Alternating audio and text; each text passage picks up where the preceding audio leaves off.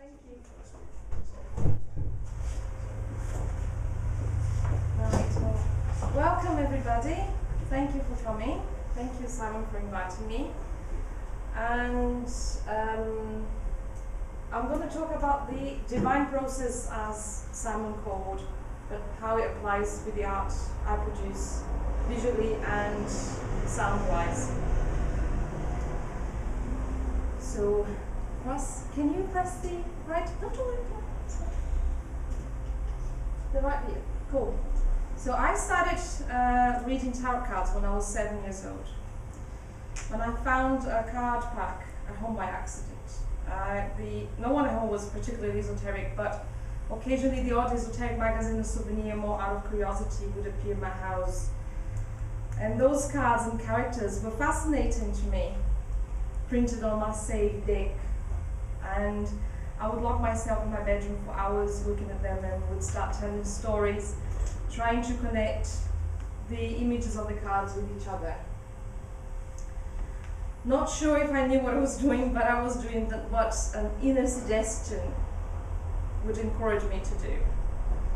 And that was one of the few things that kept me sane during my childhood, which was the tarot. Another thing was nature. I would sit for the whole day in the wild between trees, making up lyrics and sing for the plants, sing for the flowers, sing for the sky, sing for the trees, sing anything for anything that was around me. And every day I was making up new tunes and forgetting them. I never thought of writing them down. It was just pastime.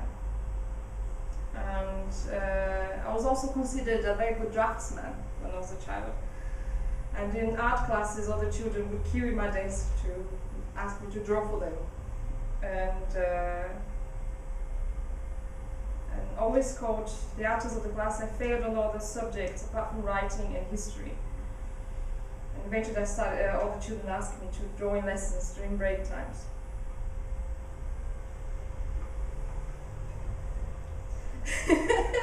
So when I was 13 years old, I was an astrologer, a tarot reader, a graphologist, I was a palm reader as well, a numerologist, and I was collecting tarot packs, and I had like 80 at some point.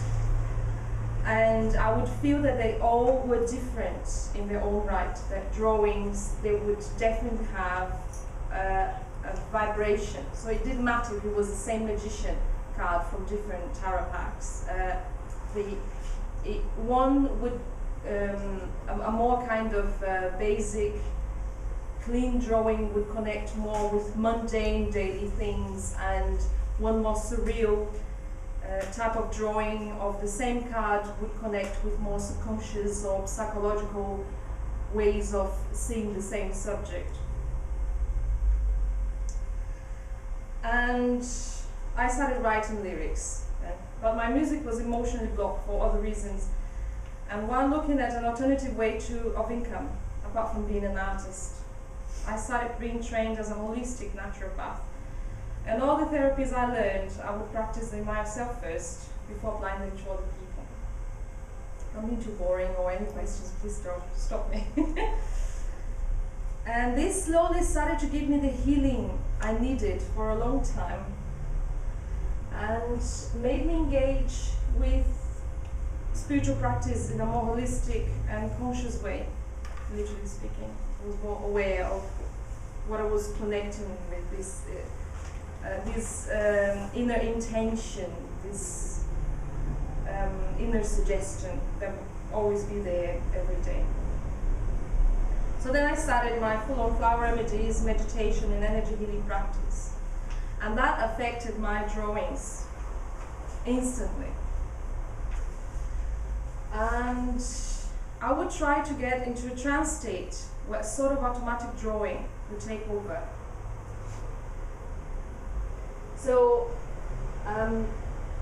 after studying a lot of anatomical drawings, this repetition of lines where you build up fibers, I would try to be the less rational as possible and just go hypnotized by the repetition of lines and just keep drawing one after the other, and I would see things shaping. Sometimes they would start having some more figurative shapes, and sometimes would be just abstract like that.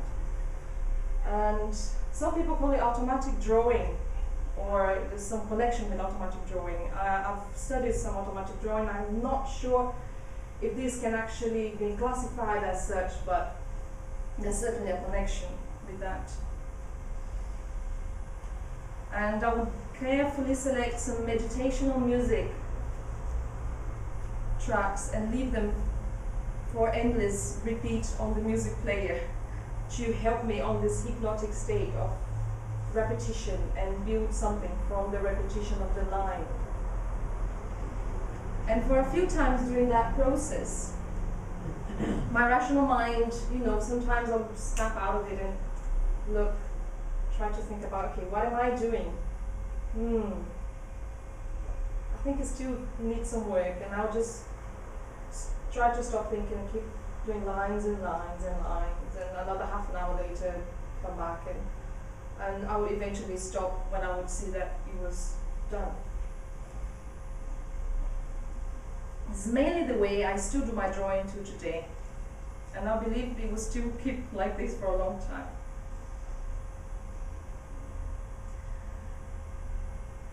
Right. These are stones, and I started drawing on stones, and you can't see the details, but there's this bunch of lines, repetition as well, and kind of they pull around from each other and they start forming. This was kind of an attempt to try to do some sort of Kabbalah or tree of life. I started drawing in stones by accident, and once I draw on my first stone, I couldn't stop. I wanted to draw in all stones I could find. This work is called Possible Memory of a Plant. And I believe that it's a shame that Fader is not here, because actually Rudolf Steiner, he wrote a book called The Akasha Chronicle, which is the Akashic memories, Akashic records, inbuilt in stone and earth solid matter. And through a stone you can tell the history of the earth, or you can tell the history of those particles, of those molecules, where the layers of transformations that they've been through time.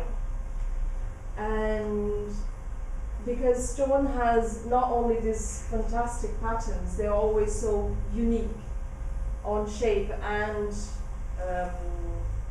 surface to interact with the drawing, but also because it's still, but for some reason I see it as a life on its own.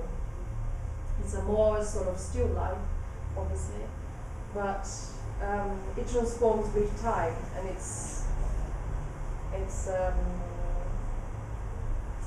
has this kind of millennial or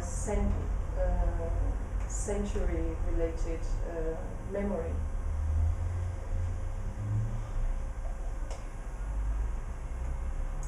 Other organic surfaces also attracted me, such as papyrus, leather, wood, dry leaves, handmade paper. But stones definitely are the main vehicle for my, let's call it intuitional drawing. This is a big slate, and you can't see the details, but these are all very fine lines, very together with each other. There's the heart came out for some reason, I don't know. I was thinking, somehow I had this maybe bones in my mind, and I just kept, repeating the lines, and then eventually when I woke up again to see what I was doing, the heart was outside the bones. But I think it's an interesting composition. Right. That's a crystal, some lines. And this is what I normally use on stones. It's a hard process, you know, it's like painful, it's like those needles carefully going through all the very intricate, hard surface of the stone, totally irregular. Sometimes those points don't last more than half an hour in the drawing, but I don't know, there's a connection there of the delicate, of the painful time on trying to connect with the stone and trying to bring a memory from the stone to the surface and try to represent that through any sort of lines as possible. That fascinates me, and it's something I hope I'll never stop doing. Right. You? There's still one more. This is a big square meter, actually, this one. It's kind of the face here, and around him comes all this mass being with spaces in between being stretched out.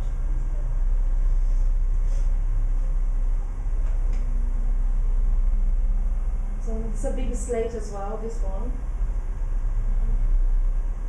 It's a bit clearer, this one. This is kind of a butterfly coming out through all these muscle fibers.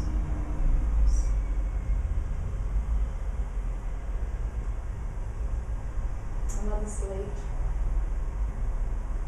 I think that's the last one. Of the stones. Now we go through a different thing. Right, and once that was established, finally my sound work started unblocking emotionally, and I started to work on sonic expressions. And 5 years ago, I slowly started drafting some sounds, and 4 years ago, I finally got to a reasonable collection of works, and this is the album, which is called That Through Which the Sound Comes, in some theosophy books. They say, thus the word per and sona, which is persona, means from ancient Greek, that through which the sound comes. So basically, in ancient Greek philosophy, possibly a notion of what a person, a personification or a representation of a person would be a sound transmitter. And I was absolutely thrilled by that concept, and that's how I named this collection of works. And this first collection of works was more rational somehow, as how I was trying to piece together the sounds and how I was trying to compose it. In my rational mind, I thought that my sound art production should be something obviously connected to how I was doing on the drawing, but I kind of believed that it would be, as I was using organic surface like a stone, or even my skin, for instance, for drawings for a canvas, I should use the same organic canvas for sound. So I would try to find soundscapes and put together and create a whole canvas of sound, and then I would create a composition interacting with that canvas of sound. And this whole album is very rational, you know, guided towards that. I would carefully construct a soundscape with all the environmental sounds of a particular scenario, and with that I would create the rest of the song. And that's what I thought my sound art would be. And I thought I was going on the right way. But something strange happened during some of the recordings. As I was singing some kind of humming, I would start repeating humming for some reason. And I thought, that's really weird. Why am I doing this? But it was this inner suggestion just telling me to do it, and I would just keep doing it. And right. So then a year later, I put together a second collection of works, and the humming was more prominent, was stronger in these compositions, and I just couldn't get rid of it. Every time I wanted to sing or I would engage in a rhythm, I wanted to put my humming, giving some structure to the composition. And the rational soundscape that I was putting together was losing its importance each time more and more.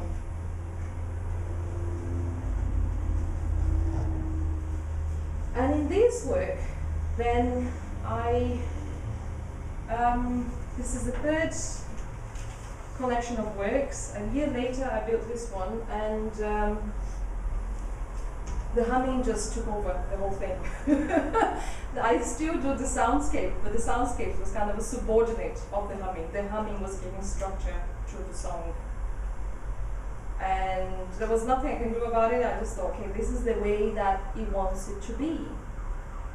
Because one thing I learned in art school, and I think it's very connected with the concept of magic, do as you will, it's to allow the artwork exist on its own will.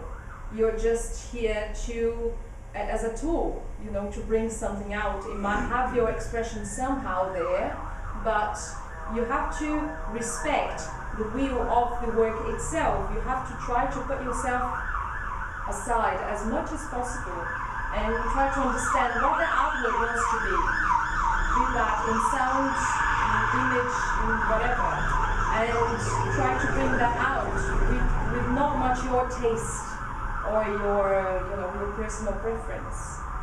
Even if you don't like it, sometimes that's how the artwork is supposed to come out. So, as the humming took over and started to become the main structure of this song, I decided I wanted to give out the lyrics. I just wanted to hum and sing without lyrics, because language was always something funny. English is my third language, so I never knew what language I should sing. If I would sing in Portuguese or in Spanish or in English, they all have different accents. Not sure what fits into what. Should I use words? So I sung in ancient Egypt. I tried this ancient Egyptian. I don't know how they sound like, obviously. We don't have recordings from that time. We just have a big idea of how the pronunciation was. And in one of the songs, there's some ancient Egyptian attempts, and I did some Latin singing as well, but I still couldn't identify myself with the language. The humming was very comfortable, and singing without lyrics was very comfortable. So half the songs in this work have no lyrics at all. And that was freedom, you know? I believe when I was singing with lyrics, and I was composing with lyrics, there were like 10 voices around me, you know, or in my head, influencing me on the singing and on the sounds to create and instruments to play and whatsoever. Once I got rid of the words, it was like hundreds of voices in my head. It was like a barrier has been lifted, and a direct connection with this inner suggestion was made, and I could just express out anything that I was channeling through my spirit, through my mind.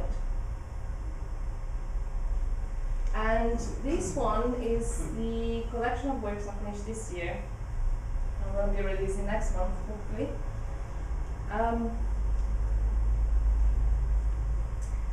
There are 2 songs there. It's 14 songs. 2 songs have lyrics, but they're not exactly mine. It's a reinterpretation of Fortune from Camino Burana from Cowor.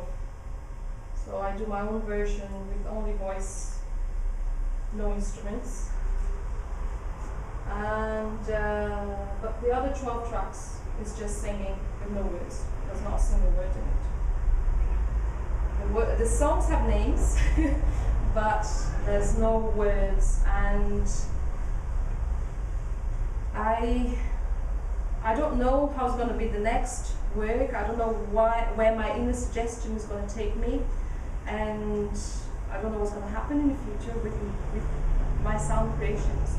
But so far, and with this work, what I learned is that a language can be a tool, but also a barrier for expression, comprehension and understanding. As I work my best so far to make these vocals as communicative and expressive as possible, to not have to need any words at all, it reminds me of instrumental music. You know, the notes and rhythm played solely by an instrument where it needs no words to be understood, appreciated and connected with. I remember when I used to listen to Chopin, just the solo, the piano solos would bring whole sentences of stories in my mind. You can read all the emotions and all the intentions coming through only the notes. You don't need words for that. And on an attempt of channeling spiritual and ancestral expressions through my voice, I found that at the moment this is the right thing to do. And we're going towards the end. This is the last subject I want to talk about, which is my PhD project at the moment. Boethius. He was a Roman philosopher from the 5th century, and he wrote on music, and his music theory is still used until today in Western music theory. It's the basis of much music theory that we know. And on his time, in the 5th century, he classified music in 3 types. Music of the spheres, which is the harmony of the universe, ancient music, music of the instruments, as we know, and human music. He classified singing as music of the instruments, which I still don't understand why. And human music is something he mentioned and no one ever wrote about. Music of the spheres, everybody that is familiar with esoteric writings might have come across music of the spheres eventually, and it's not as known as instrumental music, of course, but there's been quite a few books written about it. But human music is the 3rd term that he created, and no one ever wrote about it. And with my own experience as an artist, and as a sound artist, trying to understand the spiritual connection with my artistic expression on a daily basis, human music is a term that comes to my mind all the time, and I feel frustrated because I can't read anything about it because there's nothing written about it. So I decided, okay, so I'm going to do a PhD then about it, and I'm going to write about myself. So I'm studying this year, and yes.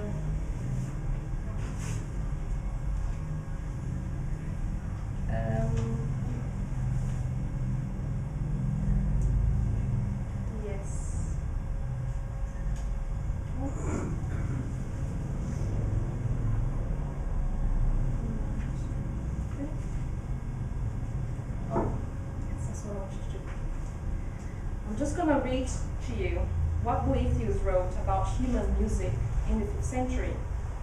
The only text that is known about this type of music.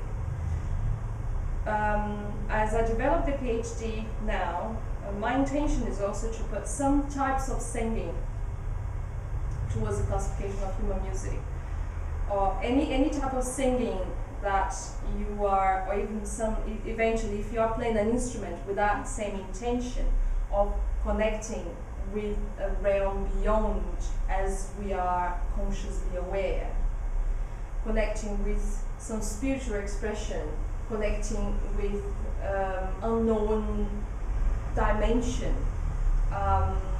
channeling spirits through music, through playing an instrument, or through singing, shamanic songs. And I believe these can all be classified in human music following contemporary music theory. So that's in the oven. But as I said to you, so I'm going to read to you what everything we know about human music so far that has been published and that he wrote. Whoever penetrates into his own self perceives human music. For what unites the incorporeal nature of reason with the body, if not a certain harmony, and as it were, a careful tuning of low and high pitches, as though producing one consonance? What other than this unites the parts of the soul, which, according to Aristotle, is composed of the rational and the irrational? What is it that intermingles the elements of the body, or holds together the parts of the body in an established order? And that's it. That's all we know about it. And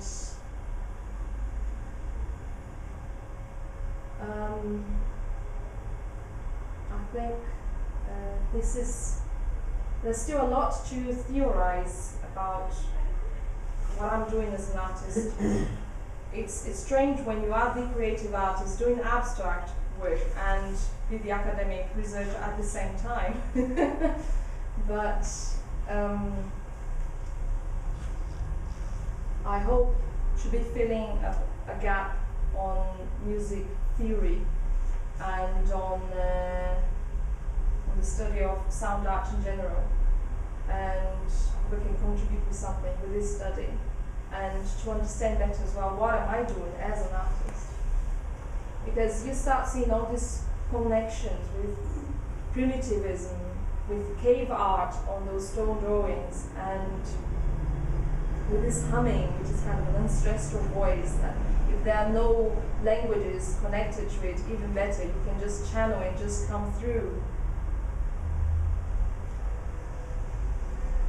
It's all just one of many ways of opening yourself as a vessel, to allow the inner suggestion, to allow yourself to connect with the bigger picture, and as an artist, express yourself and bring whatever in the universe wants to be created through you as an artist. So that's it.